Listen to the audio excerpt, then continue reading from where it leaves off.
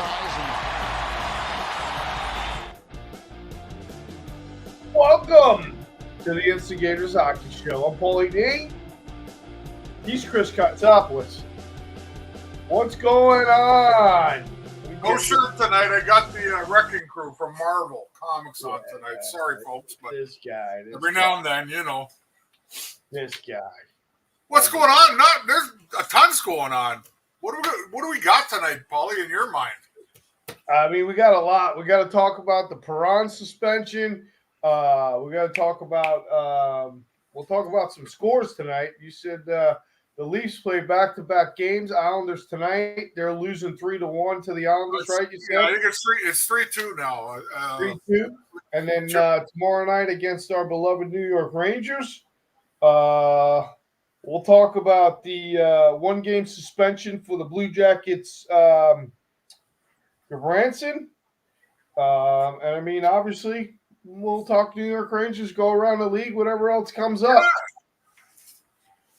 All right, first, I'll start with this. Perron got 6 games for the very blatant, very nasty cross-check to the head. And God of a player Zub. Zub, yeah. He's lucky he only got 6 games, Paulie. I think you're right. I mean, I'm surprised he didn't get 10, to be honest with you. That was absolutely an intent to injure. And I thought usually intent to injures or start at 10 games. So I think the only thing that was his saving grace is the fact that Larkin was laid out on the ground there on the ice. And we were just talking about this before we went live. I really didn't see what happened to Larkin, but your analogy seems probably most likely where his head just got his spine got, compressed behind his head or something. So, there was like a collision from a player from behind from Ottawa. I can't remember who it was, or the player in front. And I think what happened, you really can't see. It's kind of blocked out by the bodies. Yeah. But I think he just got the head jammed back into his shoulders, and that's what caused him to drop to the ice like that. He probably blacked out a little bit. But, poor Zub, the defenseman for Ottawa, he's just standing there waving, pointing at the body on the ice there. And then Perron thinks he's the one that did it. He didn't do it. He didn't do shit on the play, Zub. But Perron took a gamble and took cross-check. He's lucky he didn't get him at worst, Paulie, because that was not just a regular cross. That was a vicious one that could have caused a lot of damage. And I think Perron should have got suspended some more for that. But that's the NHL for you. Yeah. We're going to talk about officiating. Yeah. We're going to pick and choose. We're going to pick and choose what we do with all our stuff. You know what I mean? Yeah, I got to be honest with you, man. Like I said, I mean, I thought for sure that was an intent to injure. Oh. Could you imagine if something bad happened to Zub? And I think 2 things happened here. Larkin's on the ice, and, the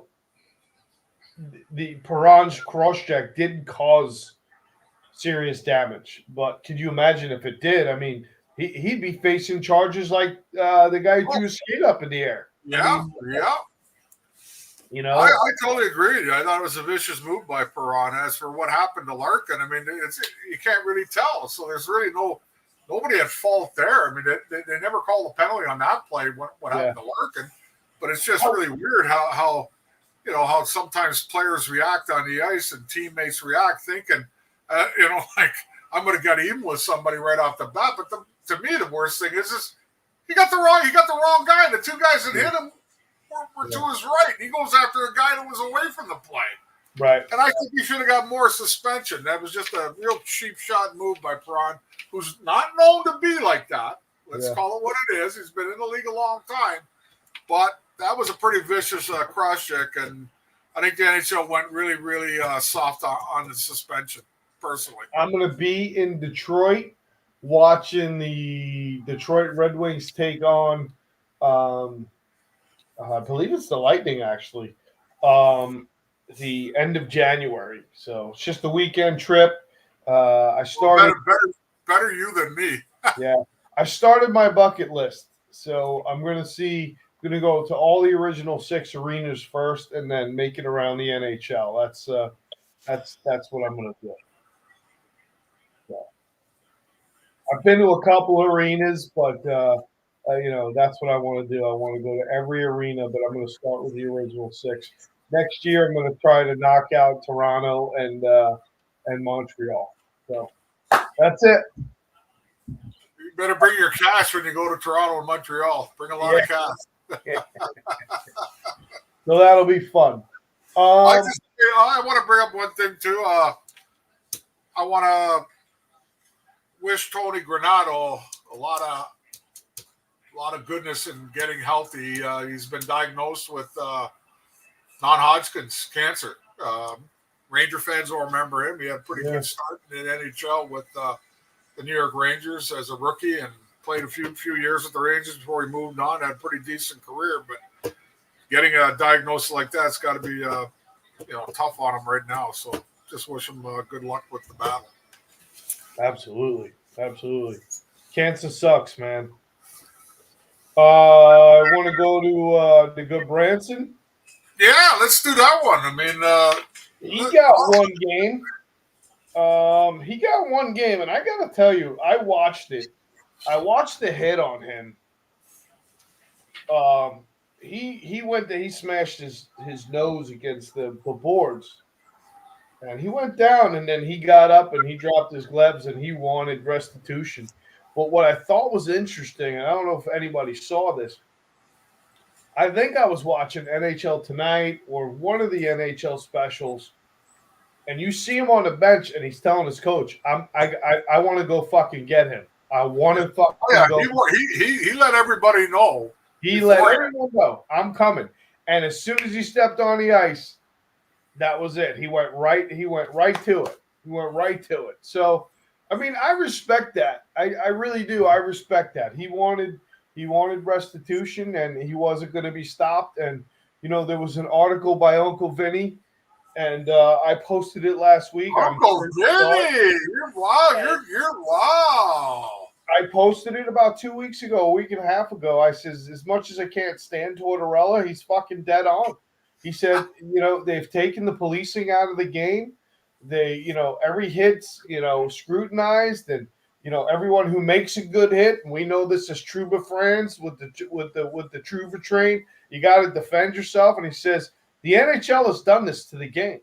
Yeah, and really, when they took the red line out in the fastest game in the world, this is what you're looking at. But at the end of the day, if you're going to make this a non-hitting game, that looks like we're going in that direction, because every time guys get hit, they either got to defend themselves or, who's getting knocked out, or, a good hit's a good hit, guys. I'm sorry if there's an injured player, because he said, Kotze, what we said 10 years ago. These players are not keeping their heads up because the league doesn't want them to keep their heads up, because they don't allow the game to police itself, and they need to. So I mean, I'll let you go off on that. There's a bunch of things here on that. I'm half in and half out with the Gabranson thing. First of all, Gabranson's a big man. Okay. Yep. And he's known to drop the gloves once in a while and be able to handle himself. I'm not saying he's a super heavyweight with the top guys, but he can handle himself. What bothers me about the half in, half out, I'll go with the bad part first. Any player in the National Hockey League today goes back to pick up a puck or on the sideboards with your toes or your skates straight into the boards, you're a fucking idiot. Okay? You're an idiot. Not too smart.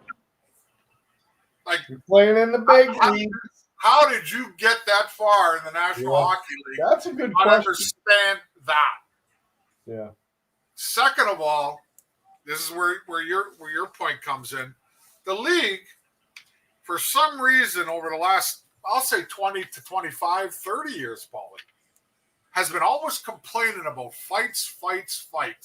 We got to get the fighting out of the game. So what did they do? They put the instigator rule in. They did this. They did that. You get an automatic game misconduct if you start a fight with 5 minutes to go. Blah, blah, blah, blah, blah, blah, blah. But for some reason, they're allowing people to go after somebody who's made a clean hit. Right. Yeah. Fans aren't stupid. You're the ones that caused this shit. You're the ones that caused all this trouble. Now, the other half in for Branson, yeah, I would have probably done the same thing regardless. If somebody runs me from behind, even though I was pretty dumb going into the pick up the puck, I'd want restitution right away, just like you said. But I'm going to warn all people again. Anybody who hears this is going to think large on this. Your number and your name on the back of a jersey is not a fucking stop sign. You know what I mean? Yeah. It's not. So very true. Get your heads out of your ass. Never go into the corners or the sideboards or any part of the boards with your toes straight in to the boards. If you're not on an angle, then I don't feel sorry for you anymore, because the more they try to eliminate this stuff, the more it happens, Paulie. Has it stopped it really from people getting hit from behind? Has anything really stopped? Of course not. But that's the NHL for you. And you might as well lead right into what we really want to talk about, the officials. The next part. You start on that. I gotta ask this question. I got a headache from all this shit with the officials now. I gotta ask this, and Beth, if you're there, I don't see you in the chat room, but hey, Richard, I would love to know, because did every official that was worth a fuck that had like a 10, 15-year tenure retire? Because all the officials suck. The officiating sucks. They don't get anything right. They don't get reviews right. It's awful. The calls are awful. The how they want to insert themselves in the game. We'll talk about last night's game. I'm dumbfounded by the officiating. It's never been this fucking bad. Never. People could say what they want about Koharski and Frazier and Schick, Gregson and Stewie, Paul Stewart. You need about 30 Paul Stewarts now is what you need. These guys just suck right now, man. And I think, isn't Dave Jackson the head of officials? He retired. Yeah, I got to tell you, man, they all look young, inexperienced, and the calls are horrible. The calls are horrible. And the officiating of the game is horrible. You got to get a flow. When you're an official, you get a flow. You get a feel for the game. You need to educate yourself. What's the importance of this game? Where are these teams in the standings? Neither one of these teams are real filthy, dirty types of teams. You need to go and prepare. There's a part of preparation into going into anything if you're going to be successful in it. Okay? This is the 5 Ps. Proper preparation prevents poor performance. The 5 Ps. Everyone uses it. You're an official. Educate yourself. What's going on? Who are these teams? What's happening? All I see now is just terrible calls to make a different. They almost want to try to change the flow of the game, and they try to become more important than the game itself. Look, you and I, how long have we been talking about this one now? You and I. But not as bad as the actual officiating's horrible, worse than I can ever imagine. I totally agree with you. I think it's a combination of a lot of things. I think it's a combination of the NHL constantly tweaking the rule book over the last 20 years, constantly tweaking it. Think about it. They're always changing something. So now the official has to come back and redo what he thought he had to do last year.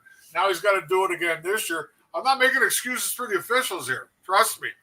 One thing I do know is you are not, as an official, the reason why people pay good money to come to a NHL hockey game. They come to see players playing. They're not coming there to see you interject your bias opinion on what should be called, what should not be called. and it's happening way too often today. Okay? Mm-hmm. Nobody's paying to watch that shit.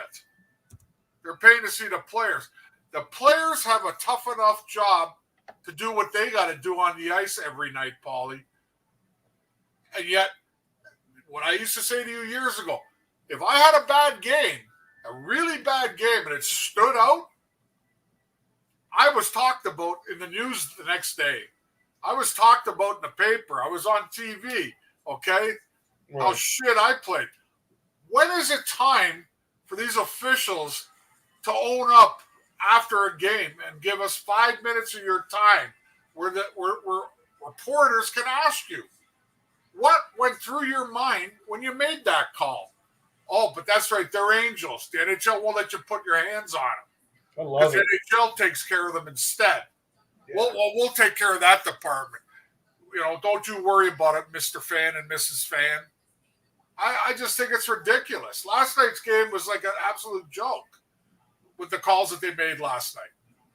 You're giving misconducts out like they're free candy to Zibanejad and to the guy on LA. I mean, and embellishment. I never understood the embellishment bullshit. Okay, you call a penalty for tripping.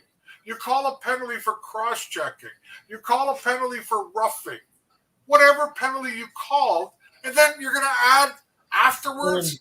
Right. Afterwards, there's an embellishment. Right. If you're a referee in your mind and there was an embellishment to it, then you should have never called the original penalty in the first fucking place. Right. Agreed. That's what makes you look stupid out there. Agreed. And to the officials out there, if you don't like what I'm saying, kiss my ass. I think it's a great idea. I'm tired of it. I think it's a great idea, and we should petition the NHL, but they try to ignore us and put us in the corner because they hate us. But I think it's a great idea. I think the officials should have to talk to the media. I think they should have to be asked. They should do it in every sport, too, really. Why did you make this call? This was a game-changing call. This was a momentum-changing call. What was the purpose of the call? I mean, if it's obvious, it's blatant. But I would love to know why Mika Zibanejad gets a misconduct. I mean, I can only imagine he was fucking just tearing that ref up that bad. And I mean, he would have escaped by and be like, that's a fucking horseshit call, brother. God, can you get the game right tonight? And he got he got 10 minutes for it, I bet you. Because I don't think he was yapping that long. I mean, you got to really be yapping. Neither player that got the 10-minute misconduct on both teams last night were really yapping. Out of their minds yapping. None of them were. Okay? None of them were. But my point is this, is that in the end, we're not paying money to watch you. Right. See, the men in stripes, you're not the star of the game tonight. But they think they are. But they're interjecting themselves a little bit too often now, Paulie. They really are. I agree. And it just causes a lot of shit. And I always told you the one thing.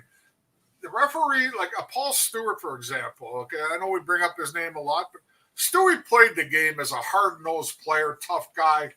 He went through it all. He went from the minors to the NHL to the WHA, you name it. So when he became a National Hockey League referee, now I'm not saying it's for everybody as a ref, okay? But he understood the temperature of a game. Yeah. And the players knew when Paul Stewart was going to referee a game, we knew before the puck was dropped probably 99.9% of the time how the game was going to be called. Because Stewie would let a lot of stuff go. Like, he would let a lot of stuff go, but he would also give you a warning, too, like in between whistles. Like, that's the second time you hook the guy. Next time I'm calling you. That's all I want to know is how far can I go play my game over the edge just a little bit. But today, you can't really play the way you'd like to play when it comes to the physical aspect of the game. The aggressiveness of the game, how you check, how you forecheck, how you handle your stick, how do you get in front of bodies. You can't do that anymore, Paul, because you have no idea how the refs are going to call the game anymore. Yeah. And it's just the facts. Those are the facts. And I'm tired of it. And the other last thing on this I'm going to say, I guess they don't realize that we have like high definition TV and we get every replay in the world. Like they still think it's 1960 with the black and white TV where we had to change knobs and we only had one picture on the screen. Every fan gets to see replays, Paulie. We get to see what happened on that call by you. How many times has it been a phantom call where all of a sudden the official looks up the ice, sees a body drop next to him, and players skating away? Well, we got to call a penalty here. I mean, it's just horseshit, and it's ruining the game as far as I'm concerned. Yeah, I don't disagree. I think the interpretation of the rule book has been, horrible,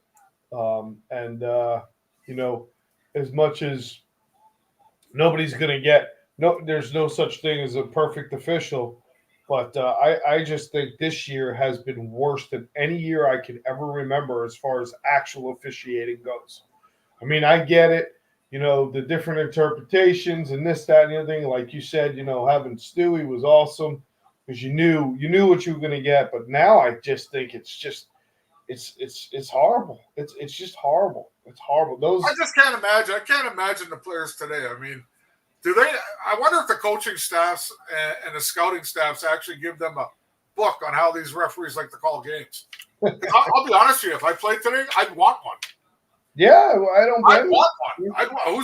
Who we got today? Okay, flip a few. Oh, there it is. There's his tendencies. I would want one as a player today. I'd like to know the longest tenured NHL referee officiating right now. I don't see any familiar faces. There's a lot of new referees right now. It's just hard. But it is what it is. I mean, I don't want to say that they're completely paint them black, but boy, you guys are putting the referees and the officiating NHL. You are the reason why you're putting yourselves in a bad position. It's not the players. You're the ones doing it. Yeah, I agree. You got an update on the game? Nah, you're better than that than me. All right, I'll get it. I do want to talk real quick. There's only 3 games tonight, anyways. I think Buffalo's and the Coyotes playing, and then I think the Avalanche is somebody later tonight. Kucherov 47 points, JT Miller 40 points, Pastrnak 39 points, Artemi Panarin 38 points.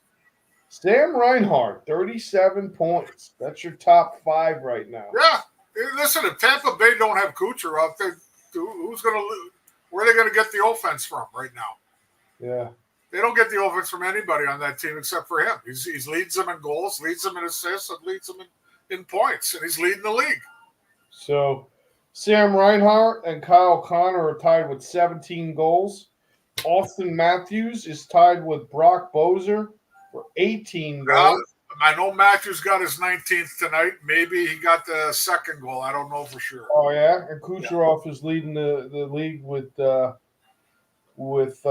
19 goals already. So last night, I'm surprised, to be honest, that LA would have played their second goalie. Talbot's ranked number 2 in the NHL with a 1.91 goals against average. I was surprised we didn't see him last night. Well, he played pretty. Whoever was it, Copley or something like that, played last night. Copley? Yeah, he played pretty good. He did, but I'm still the surprised. Rangers could have scored 4 goals. I'm surprised they didn't save their number 1. Aiden Hill, 1.87 goals against. Jonathan Quick, ranked number 4, 2.2. We'll talk about him. He was. If you take a look at the top numbers for goaltenders right now, there's 2 that were former Rangers that are in the top 5 or 6 in wins. One is Cam Talbot, and the other one is Georgiev. Former Rangers. So I wonder how good Benoit is. Goaltender coach Benoit is for the New York Rangers. Think about it. Yeah, we're gonna talk about it because we'll have that subject.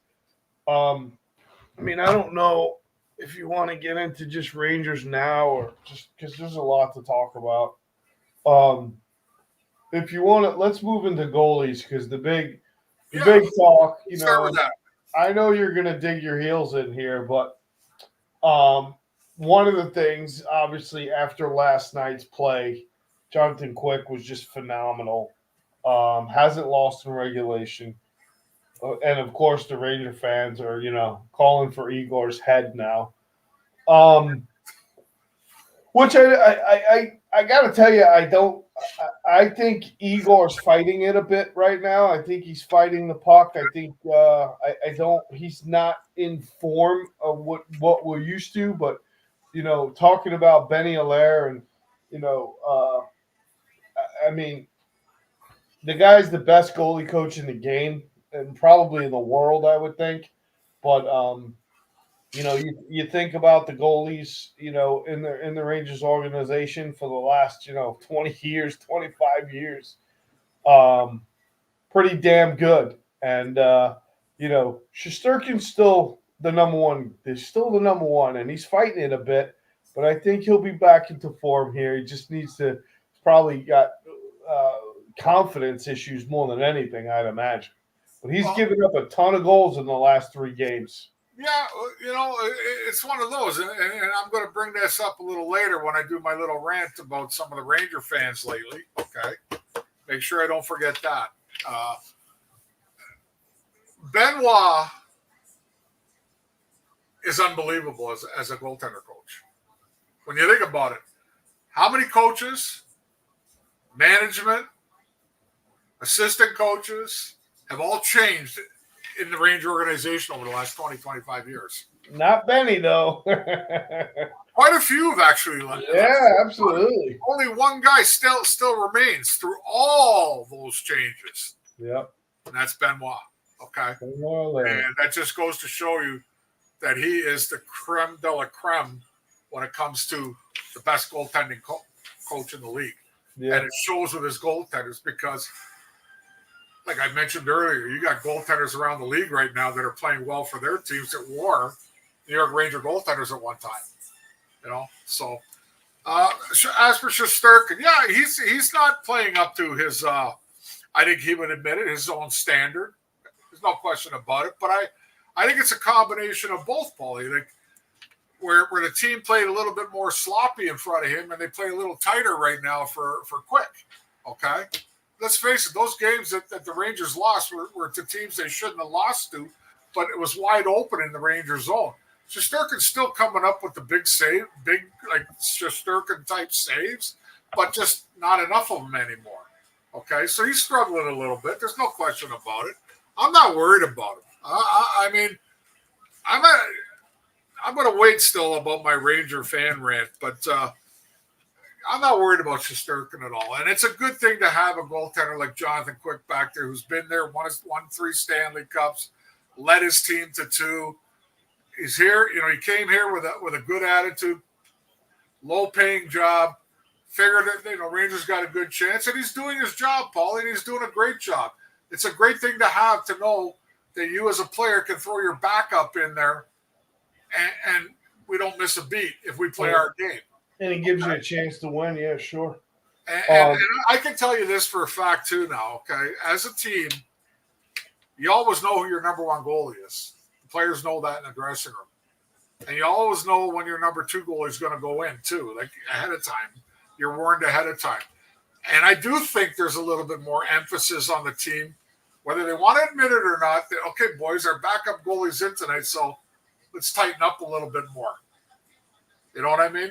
It's just a subtle thing, but I do know that happens. Like players it's just natural because you're number 1, but you're number 2, so you're automatically thinking, okay, he's number 2 for a reason, so that means we got to work a little harder for him. And it showed last night. The Rangers played one of their best games of the year last night, which I'll let you get into in a little while. But I'm not worried about Shesterkin at all. I mean, yeah, he's gone through a rough patch. He got hurt there for a while. I'm not worried. Again, I'm going to just point it out to everybody. They're 21-6 and whatever, guys. Think about this for a second. Would any of you have predicted this? Would anybody even come close to saying they would have had 14 wins? No, you wouldn't have. They got 21 wins, 6 losses, and who cares what they have in the overtime losses and shootouts? Don't care about that crap. So I'm not worried at all. I'm not worried about Shesterkin at all. He'll bounce back. Hold on. They are okay. The Rangers. Bill McCreary, Bethlehem came up with is the longest. Yeah, but he's not. He can't be current. Bill McCreary's not still current. I don't think he's still. Froze up, big boy. I don't think he's still. I don't think he's still there. No, that's 40 years ago now, man. No. Right. No. I'm talking about current NHL officiating. Who is the longest tenured official in the league right now? Right now. That's what you're looking for. Yes. The Rangers. I know what I did notice too, Paulie, last week. I didn't know this, but if you remember my time at Quinnipiac, Jordan Samuels Thomas was a player at Quinnipiac, and he is now an official in the National Hockey League. Yes. Pretty cool. I just noticed that now, like in the past week or so. I watched him on a game. If you can't make it playing, make it doing something, huh? Well, you know what? He's not the first to do that. Kevin McGuire played for me in Toronto, Yeah. Went to the Buffalo Sabres for a few years, and he had a pretty decent career coaching or refereeing. And then there was another kid down of Adirondack, Dean. I can't remember what his last name was. He ended up doing the same thing. A lot of players. Bob Halkitis, I don't know if you remember him, played in the National Hockey League. His son's an official now. So you are right in a way that a lot of youth has been involved in the NHL right now. I want to correct you real quick. They're 19-6-1, the Rangers. Whatever. Yeah. Whatever. Yeah. Call me a liar for 2. 19-6-1. Think about it. I gotta expand this. I'm sorry. I cannot read the chat room. So I gotta make it larger because I just can't see it. You don't have your glasses on, that's why. Yeah. You need the big sesame seed block letters too. Yeah. Cats. Can you see it now? Yeah, not the longest tenured NHL referee, but now currently they're all kids.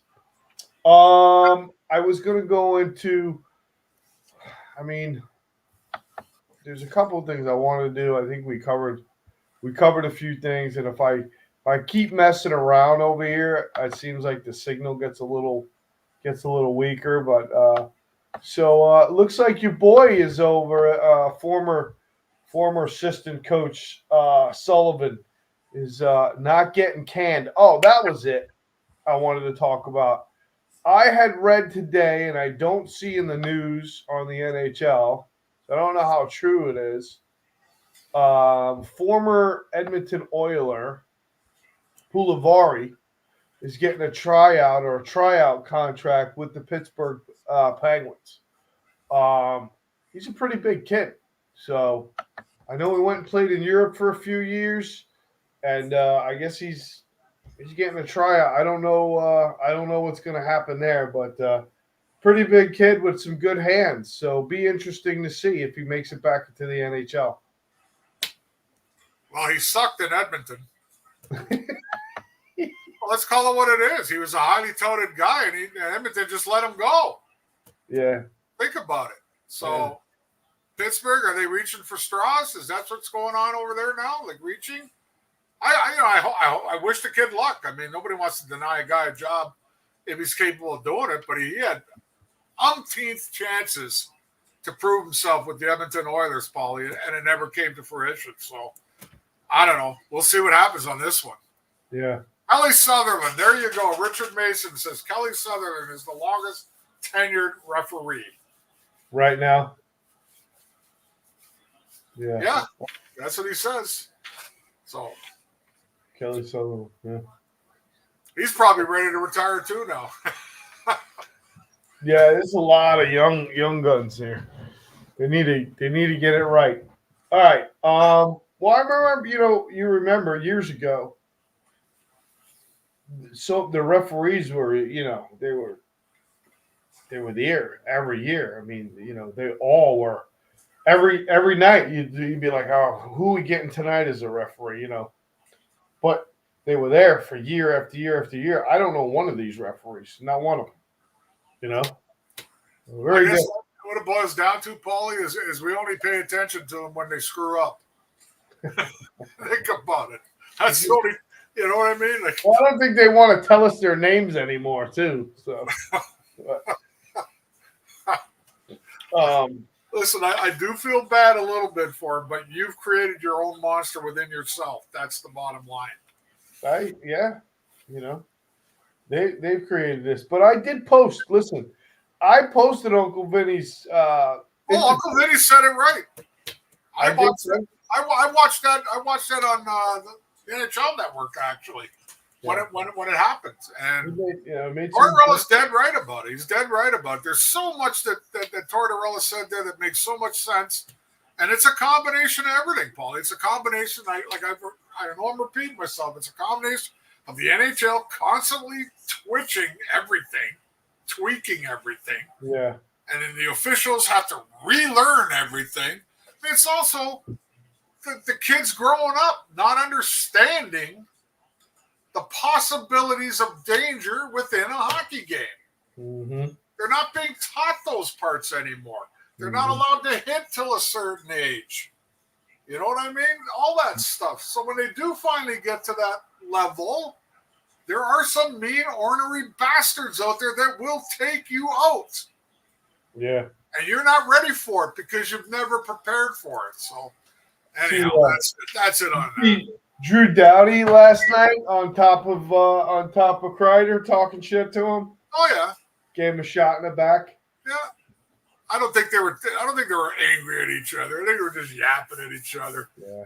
That's the other thing that goes on in the NHL now too. That I think most of the mouthing off that you see back and forth between players is more pleasantries than the X-rated stuff that we used to do.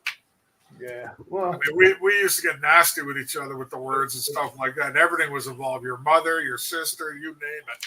Everything. Yeah. Well. Not today. Can't do it today. I don't know. I'd like to see. Girlfriends, you name it. Everything was involved back then. I'd like to see some of the ugly side of some of these guys more often than not. All right, let's get it. Let's roll. All right. Let's roll. So we'll slide in with Quick had a fantastic game last night. Yes, he did. He played good. Rangers played well. Played real good. I think the Rangers, I posted it. I felt like the Rangers actually played a 60-minute hockey game. I think it was probably the hardest working game I've seen them play all year. And I was actually impressed with them last night. And you know me, I could be very pessimistic. I could be even a little more negative. Even in some of the wins, when you win 6-5 games and like to the fucking Sharks, it's frustrating. It's like, come on, guys, you had a 4-0 lead, and how does this become interesting? Then you lose to teams like Buffalo and Ottawa and Washington. I'm sure you were real happy about losing to Washington the other day. And the only made happy about that game is the old guy didn't get a goal. Frustrating though. How do you I think they hit like three goal pipes that night. Yeah. But they don't count. Here's the Juggernaut team against the last place team, and they get I get it, and it's like, why is it so hard for you to get up and show up to a fucking hockey game and play the game, especially against these low-level teams that you're losing points to? These are points that you should have in the bank. It's one thing when you lose a 1-goal game to a very good hockey team. It's understandable. Shit happens. Puck luck. This, that, the other thing. You lose 4-0 to the Capitals. They're bottom feeders, for Christ's sakes. Okay? It's frustrating. And it doesn't make sense. But then you go out last night, you play the Kings, who are, maybe they're a little bit tired. They played back-to-back. We played back-to-back.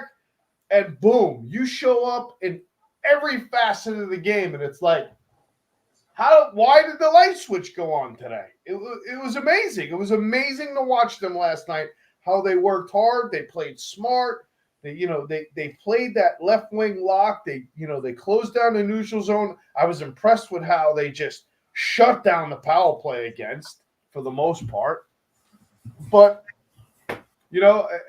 so I guess I'll shut up and let you go. Well, okay. Pessimist number one fan club, that's you, no question about it. Okay. And you got a bunch of them behind you, the Ranger fans right now. There's a bunch of this. When they lost to Ottawa, did Ottawa not go out the next night and beat Detroit 5-1? Yeah, yes, they did. So all of a sudden, Ottawa's actually been playing pretty good. The bottom feeder, Washington, they're not bottom feeders anymore. They're in a playoff spot. They were bottom feeders 2 weeks ago, but now they've been winning games. So they're not bottom feeders anymore. Okay? Third, it's not easy to get up for every game for 82 games in the National Hockey League when you've had so much success early. It's not an excuse, but it's a fact. I talked with some of my former teammates about this in the past week, and it's not that easy. Number 4, have they lost to a really good team yet? No, they have not. They have beat every elite team in the league so far this year. Well, they lost to Dallas. Didn't they lose to Dallas? Well, Dallas wasn't quite like top 4 or 5 back then either. No, I know, but I'm talking about the top tier teams. They beat everybody they played so far this year. They didn't beat any they didn't beat all the slugs, which everybody's complaining about, but they beat all the good teams that they faced so far this year. And fifth, it's not an excuse, but again, I'm going to harp on my number 3 thing. You can't maintain an effort like that every night, Paul. It's just in hockey. If that's the case, why did Vegas lose 5 games so far this year? Why does Boston lose 5 games so far this year? Do we want to go look and see who they lost to? Well, that's right. Boston lost to Arizona. Remember 5-1? You know what I'm trying to say here, Paulie? It's not that easy. And I get it. I get the pessimistic part of it. When you see them play sloppy hockey against lower echelon teams, I get that part. But it doesn't concern me the way it concerns Ranger fans. It just doesn't. Because it's funny, and I'm going to go on my little rant now so we can get to some of the players on the Rangers. I love all you Ranger fans that post on my comments on my Facebook page, and I don't ever want you not to comment.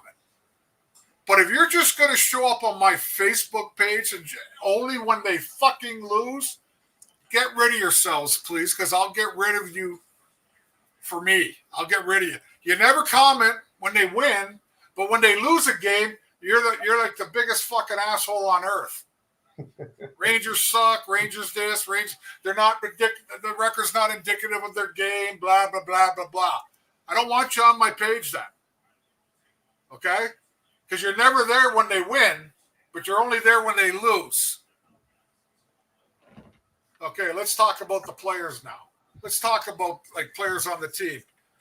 Vinny Trocheck, the real Uncle Vinny. I tell you what. I had posted that too, and I tell you, we were talking about him. Obviously, I think he's playing out of his mind right now, and we were talking about this because Panarin actually is playing out of his mind right now, and for the first time in a long time, you can see how he's making players around him or helping making players around him better. I think Trocheck has got more jump to a step, like you say. He's and he plays in every area of the ice, man. He'll go in the corners, he stirs the shit up, he goes to the front of the net, he makes a good pass, he can gain the zone. He's getting multi-point games and big games like last night at 3 points. 3 primary assists. Yeah. Look at Brazinski's goal in the power play. I mean, bang bang. just playing out of his mind. Face-offs, I think he's number one in the league right now. Yeah, he is. He is. He's at 63%, I think. I think it might be a little higher. I mean, higher, but he is number one. Huh? He is number one. I mean, just playing out of his mind. Obviously Panarin has really been fantastic this year. I think if you break down last night's game real quick, and we'll bounce back and forth with players. I got to tell you, I thought, and I'll be the first one. Everyone knows, I'll be the first one to tell you. I actually thought Wheeler played his best hockey game last night. I thought he was noticeable, and I know he has, he's a lot slower than ever before. He's a big man, but he made some good body contact. He collected the puck. He did a lot of good things, and then my boy Jimmy Vesey, man, he's been a difference maker, man. I think. Statistically, he had the game winner last night, didn't he? I think he scored the second goal. I think he had the game winner. He scored the second goal. Yes, he did. So, I mean, he's I'd love to see him on this. I'd love to see him play a little time. But that whole line has been really good for the Rangers because Goodrow at center, Pitlick hits as hard as any Ranger up front. Him and Cooley are the two hardest hitting Rangers right now up front. Well, if you watch Pitlick, he follows through on his check and he hits hard. And you can hear the bangs on the boards and stuff like that. And Jimmy Vesey's always had good hands. Again, we're repeating ourselves. I watched him play at Harvard for 4 years. I got to see him play at least a dozen games. He was a high pick, and he was a star in the ECAC. And I think everybody thought he was going to be that game-changing type player when he first got into the league. But I told you then he wasn't going to be like that. But he's a damn good hockey player. He's smart, plays physical, and he's smart enough to understand what his role is. And now he's showing a little bit of, I think he's got 6 goals on the season playing on a fourth line. Yeah. So great for Jimmy Vesey. Getting back to Trocheck, though, I can't tell you how many times I've watched the Rangers play him in Carolina and then in Florida, where I hated the little prick. You know what I mean? Because I knew that he was a pain in the ass type player. And I knew that he was a good hockey player. And I knew he had an all-around game to match everything that goes with hating a guy that's playing against you. Pat Verbeek style of hockey. Well, maybe not quite as good as Pat Verbeek. No, let's put the brakes on there a little bit. Pat Verbeek, over 1,000 points in his career. So, he was great. I love it. 300 minutes a year and shit like that. So, but same type of style. Vinny Trocheck, like you could have said it better, Paul. He goes to the front of the net. He goes to the corners. He goes to the side. He blocks shots once in a while when he has to. He takes the big key faceoffs, and he's got offensive game to it. And what I like about him is he's got a little bit of an attitude, a little snarl out there. He mixes it up with guys bigger than him, and stuff like that. So he keeps the other team alert. When you take 10% of your mind and think about that guy when he's on the ice, then he's got you beat already. Was it the Capitals game? He had his hand in someone's glove. I love it. I can't remember what game that was. Wasn't that the last game? Ottawa, or was it the Capitals? I think it was the game. Oh, jeez, what game was that? No, it was the last game at home before the LA King game. So the Ottawa game at home. Ottawa's on the road. Yeah. Anyway, I can't think offhand, but just.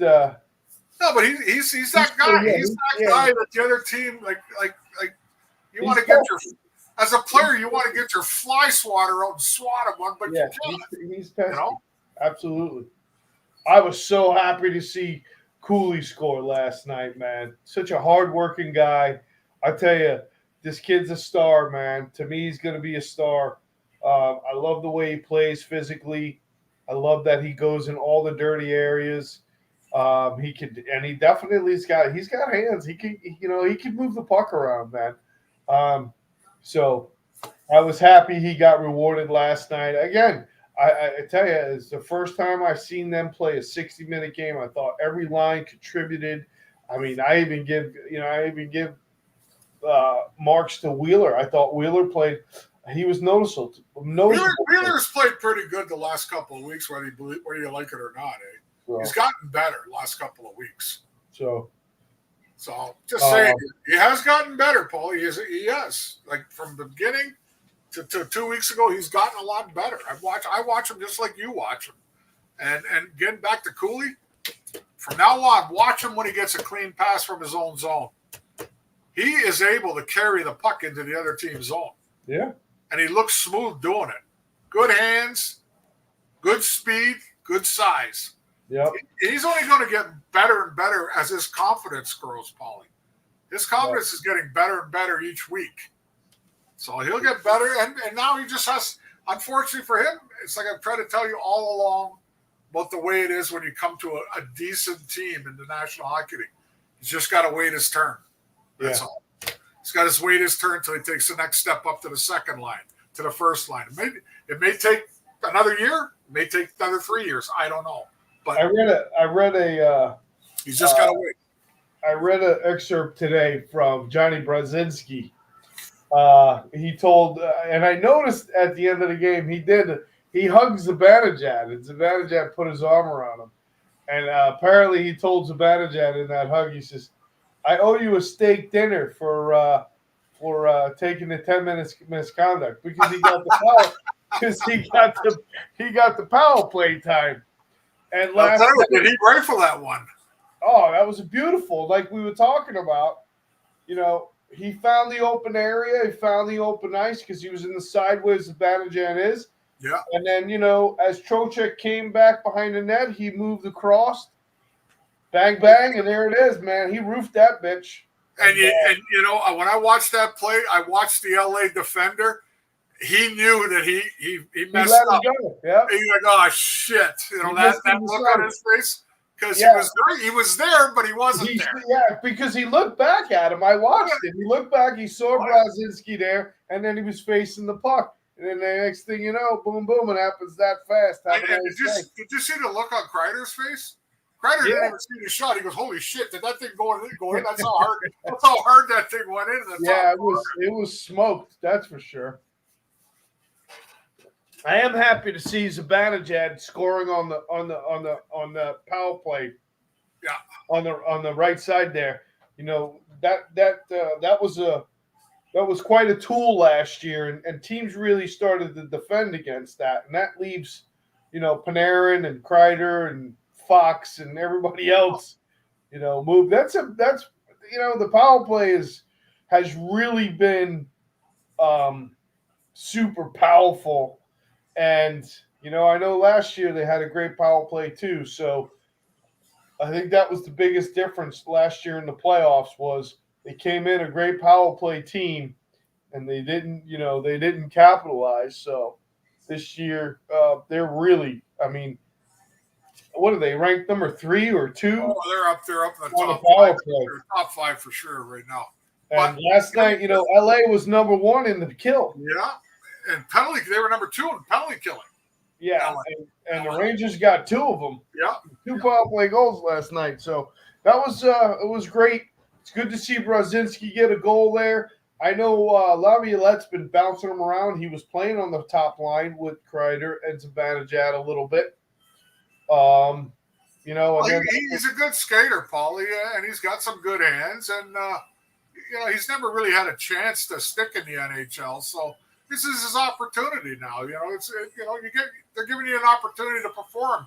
You might as well take advantage of it. And so far, so good with him. But I want to get back to what you said about the power play. The reason why early in the season, Zibanejad was having a little problem with that one-timer and all that stuff is because the teams were focusing on him because this is what he did last year. Okay? So he was hurrying his shots. He was missing the net and all that stuff. But what's going to help him on that one-timer is the fact that Panarin's shooting more on the power play. So now the teams instead of concentrating on Zibanejad's one-timer, now they got to worry about Breadman at the top of the point. They're taking a shot. You know what I mean? So, Yeah. and as long as they mix it up like that, where it's not always on the side shot, get a few shots from the center, like from Fox and Panarin, then you play the Zibanejad thing. Back and forth you go with it. And you just got to keep moving it around and take the shot when it's available. In other words, don't just focus on the one-timer. Take the one-timer when it's there, but if you got a shot on goal, fire it. Panarin's been firing a lot this year, and it's been pretty successful. The only other thing I would like to say, though, about Zibanejad and Kreider, for that fact, is their 5-on-5 plays up and down. Yeah. It's got to get better. If they get better, then they'll match the first line with Trocheck and Panarin and Lafreniere. You know what I'm trying to say here? Yeah, I agree. Their 5-on-5 play has been up and down this year. And I'm hoping that things will start getting a little better for that line. I want to talk about Chris Kreider because we kind of were talking about it before. This isn't a knock on him, but there's times where he just kind of just disappears. You know, he doesn't really, you know, he doesn't throw the body the way he should, or that hasn't happened in years. And that really drives me effing nuts. Unless he gets mad. There was a game, I forgot who we played. It wasn't that long ago. He got hit, and they went right back to the front of the net and knocked somebody right on their ass, man. And I was like, he needs to get angry more. He needs to get pissed off more. But that line, like you said, 5-on-5 has been very quiet, too quiet.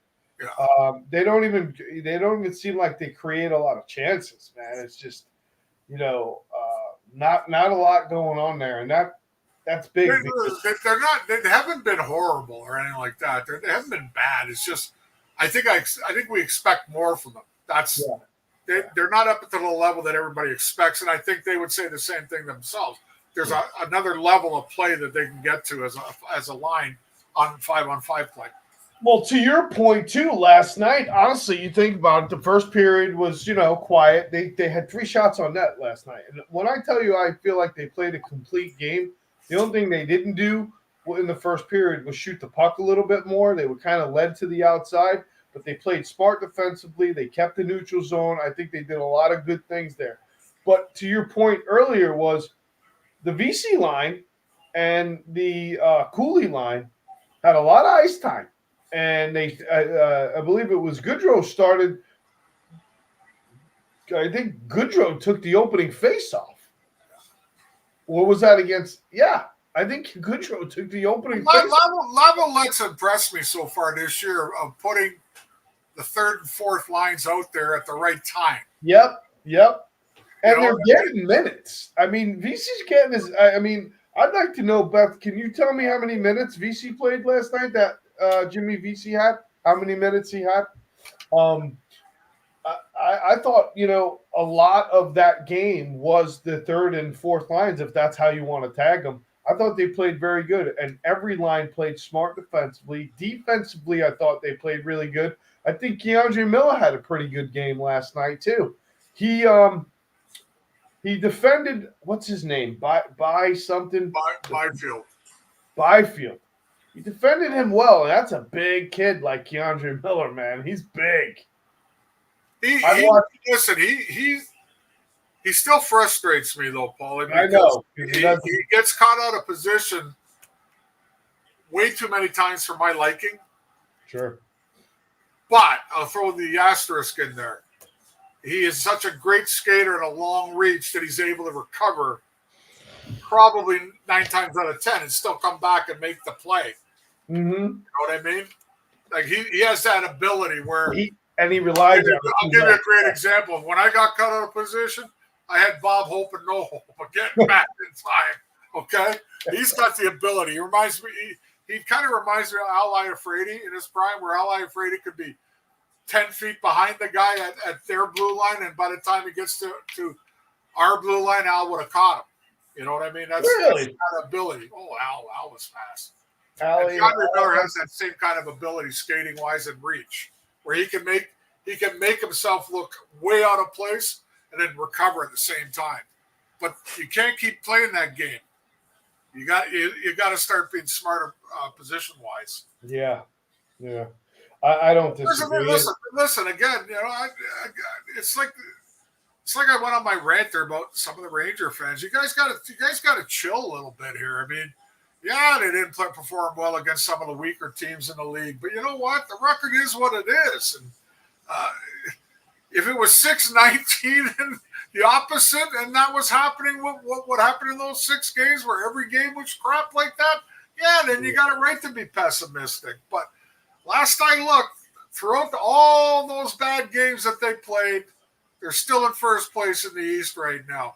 And they got games in hand on Vegas. Like, I think they have 3 games in hand on Vegas, or 2 for sure, that if they win those, they'd be the number 1 in the league. So, relax, everybody. Take a relax pill. Don't just jump on them because they have a bad week or a bad 2 weeks. Take a look at the whole picture. They were number 1. We wanted to stay there, Cots. We want to stay at number 1. I'm not 100% that they will stay there all year. I'm not going to bet on that, but I think they're going to be good enough to cause some damage in the playoffs this year. And again, I'm going to reiterate, if not this year, when? Because these guys are all getting a little older. Those top 6 players on the team aren't getting. They're not getting any younger. You know what I mean? I'm going to tell you right now. Yeah, I mean, they're not getting any younger. So. The bottom line is this, man. There's no more when. It has to be fucking now. Well, you got the goaltending. This is not just Henrik Lundqvist and somebody else now. You know what I mean? You got 2 pretty damn good goaltenders. Your defense is pretty solid. I'm not going to say it's perfect, but it's solid. And you have a lot of talent on the top end. And you got a lot of greasy, grindy guys on the bottom end of the forwards. So, if not now, like you said, when? Gotta be now. Yeah. You got nothing. You got nothing left, man. You got nothing left. Like you said, some of these guys are getting older. I mean, how long could they perform at such top levels? What did Gresh say to us last week on the show? What did he say?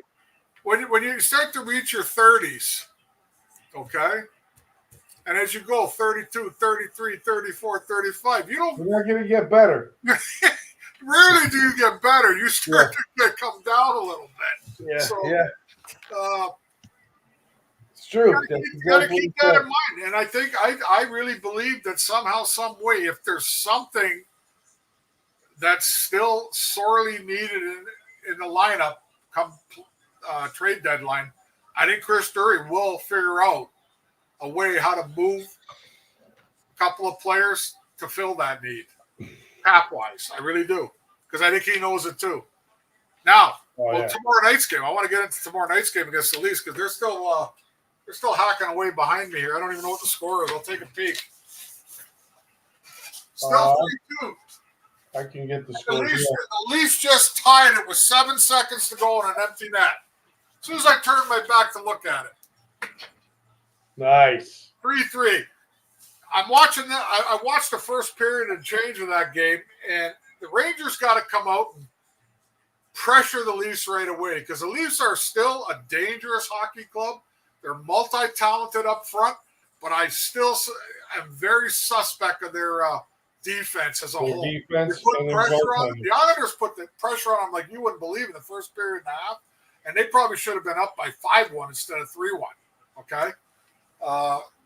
But as I said, there you go. The Leafs tied it up 3-3 with 6.4 seconds to go. So the Rangers got to be ready for them. You get on them, you get on the Leafs defense, they'll cough up the puck and they'll give you opportunities. And the fact that Wall, their number 1 goalie, is out and it's back on Samsonov there. Trying to see how much time on the ice VC had. I can't pull it up on my phone right now. Unfortunately, you got to go to the NHL.com site, and then you got to punch the Rangers team in the roster. Then it'll tell you what minutes they got. Yeah, listen, VC's. There's nothing you can say bad about his performance so far this year. He's been rock solid. I love that line. Not 4 twice, rock solid. You know, I and love that again, one. Goodrow is, when they signed him, a lot of people thought they were going to add more offense. No. You're adding glue to the team. The guy blocks shots, kills penalties, takes shots in the head, comes back with a broken jaw after a game and a half off. Okay, stuff like that. You know what I mean?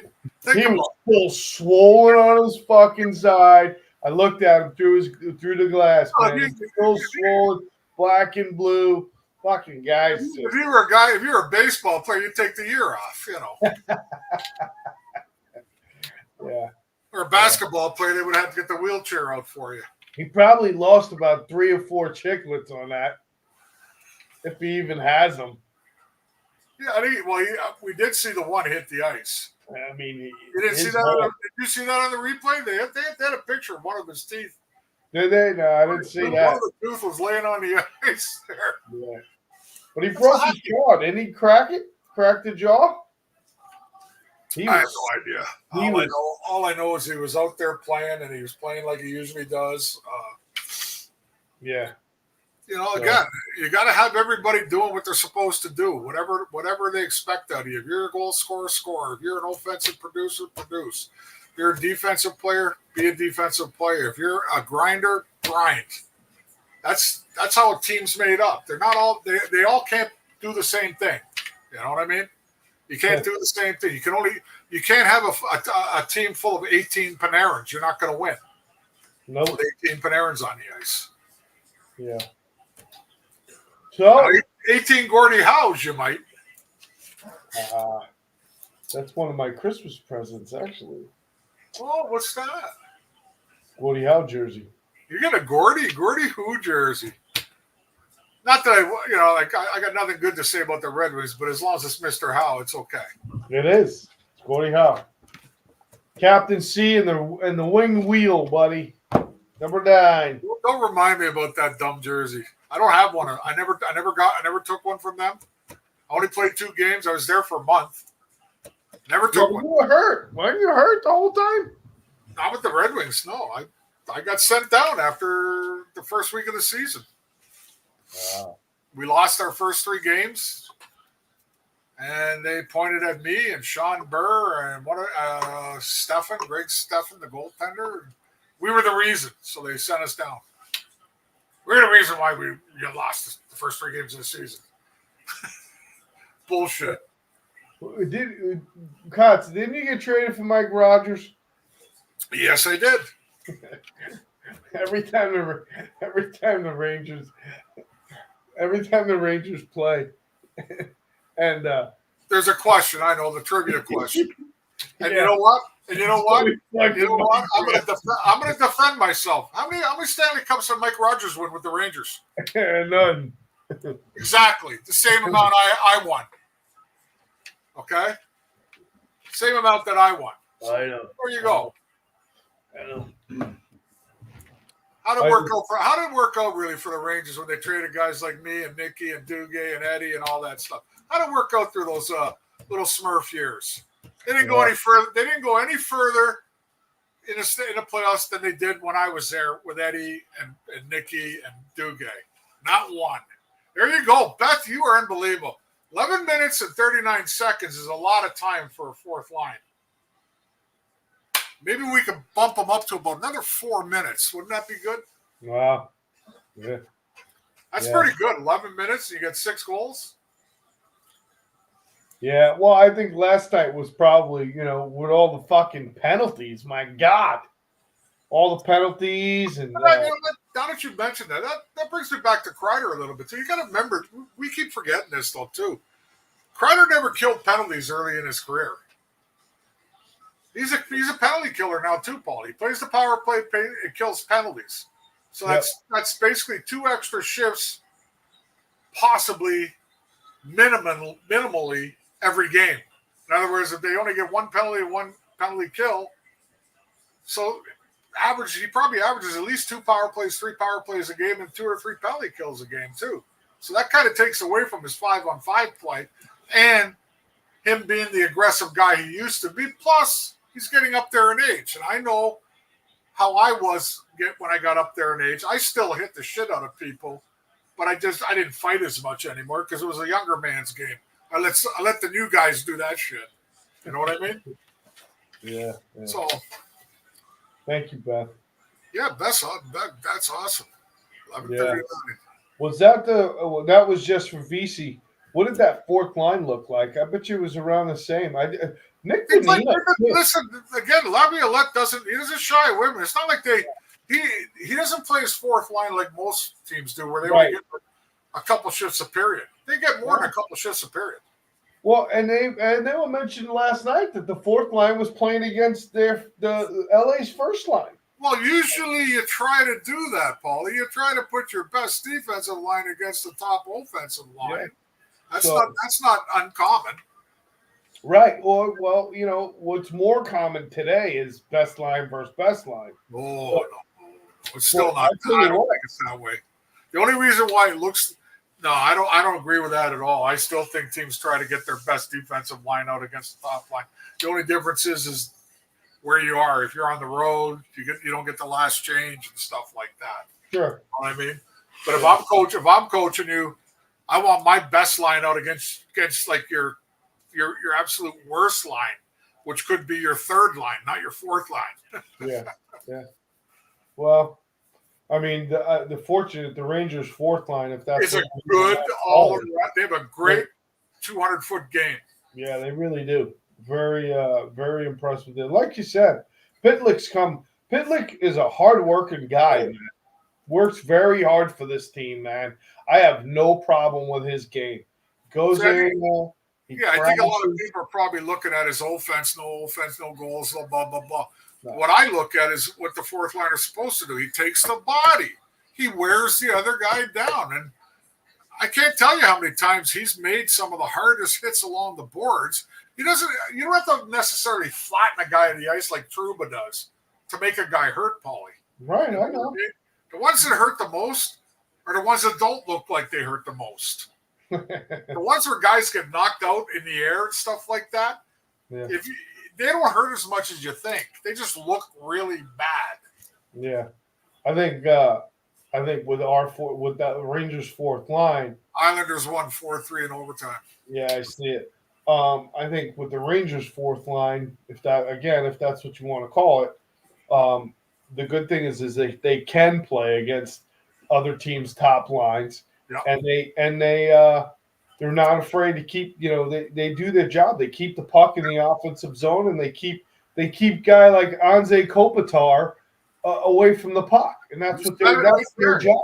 Right there, you brought it up right there. A lot of times when they're on the ice, puck never crosses into the Rangers zone, does it? No. Nope. You don't get their offensive players, moving the puck.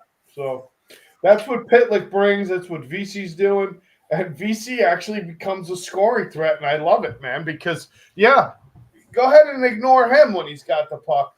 He's going to bury it, man. He does have good hands, man. That goal last night was nice, and he's got a great snapshot. So if he had puck luck, if he had a little more puck luck, he'd probably have about 10 goals by now. Yeah. So, all right. So Toronto loses tonight. They come back with a vengeance tomorrow against the Rangers. Listen, they're not. Again, I look at the Leafs, one of my former teams, born and raised there, got to play with them. They're just so heavily talented up front. I don't like their defense makeup at all. They can tell me all they want about how great these guys are back there. I don't really care. They're not that good defensively. And they rely on their offensive guys up front to win games. Yeah. And they relied on Wall to keep the puck out of the net. Now, tonight they gave up 4 goals against the Islanders, who are pretty hot lately, by the way. The Islanders have been winning a lot lately. If the Rangers play in the Leafs side of the ice for 2/3 of the game, the Rangers should win the game. Right. That's the way I look at it. But if it's the other way around, where you got Matthews, Marner, Nylander, Tavares, all these other guys, if they're the ones handling the puck more than the Rangers are, you're going to be in trouble. Yeah. The Islanders did that tonight for most of the game until the Leafs tied it, obviously. But the Islanders played the Leafs very hard, forced them, put pressure on them, and it probably should never got to overtime because I watched the first period. They were up 2-1 after the first. Yeah. Should have been about 4-1, 5-1 Islanders. Yeah. But it is what it is. And it is what it is. And with that note, we're out. I'm good. Come on, baby. An hour and 46 minutes. No, an hour and 15 minutes. All right. So next week, we'll try. God, I gotta look at the schedule. It's getting close. No more Monday Night Football specials. Okay. Yeah, sorry, man, but the Rangers play tomorrow, and I got my week is. It's gonna get tight here in the next 2 weeks, man. I got a lot of business going on, so we'll have to see. I know I got 2 big dinners I got to go to, so got a lot of things, but we'll see. With that being said, and the schedule's crazy. So now they play tomorrow night, but then I don't think they play until They go Saturday. back on the road. They go back on the road for 2. I think they're in San Jose and in Krakenville. Krakenville. That would be a good game. Interesting game. The Kraken aren't so good this year, though, Paul. I looked at the standings. They're down in the bottom 5 in the West. Yeah. But what are the Rangers doing against the lower teams this year? Yeah. So I'd like to see them put the pedal to the metal here. So I'll let you know what we're doing. We'll figure it out. Probably Wednesdays. Wednesdays are usually my easiest day. So unless they have a game, and then I got to figure it out from there. So we'll see what happens. But good show. A lot of good stuff. Don't forget, everyone, check out Kotze's page. He's got a pretty cool website, chriskotsopoulos.com. Yeah, don't be afraid, you cheap guys, you. Make sure you get your Instigator shirt. It should be on there. They're on there. Your hats, your scarves, whatever else they offer. Christmas presents. Yeah. I still didn't get my freaking – I'm pissed off about that, man. Your what? Your mug? No. We were supposed to have Christmas decorations, man. It's been a year. I never got them. Must have been made in China. Beth, I never got my stuff. I never got my stuff. Listen, if you need a little help with negotiating with China, just call Hunter Biden. Give him a call. He'll call his dad. Ducks Friday, Boston Saturday. Ooh, that Boston game Saturday. Hope it's not a freaking day game. I hate day games. Why? Because it ruins your weekend? No, because a lot of times I'm working. We'll see. All right. That's good. We're out. We'll see you next week. Good night, everyone. Thank you, Beth. You did a great job tonight. Yes, you did. Thanks for listening.